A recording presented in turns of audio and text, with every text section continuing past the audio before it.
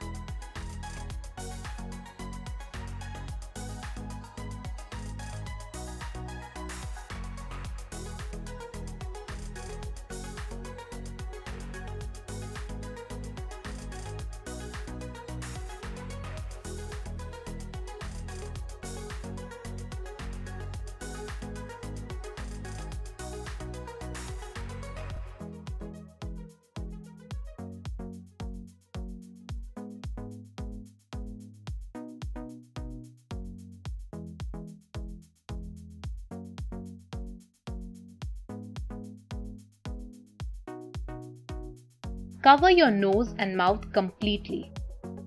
There should be no gap between your face and mask. Wear or remove mask only by holding rubber bands or strings. Do not touch the surface of the mask.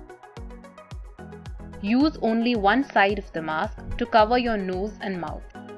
Do not use the other side. Always make more than one mask so that you can wear the spare mask while washing the used one. Never reuse the mask without washing and drying it properly. Put the used mask directly into the soap solution. After removing the mask, immediately scrub your hands with soap and water or an alcohol-based sanitizer for 40 seconds. How to clean and sanitize homemade masks. Wash the mask thoroughly in soap and warm water and leave it to dry in strong sunlight for at least 5 hours. How to keep the homemade masks safe. Take a small box, wash it thoroughly with soap on both sides and let it dry completely.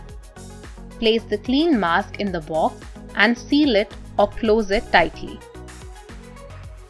Make masks at home for yourself and for your family members and use them. Remember, you cannot completely protect yourself from the coronavirus by only wearing a mask.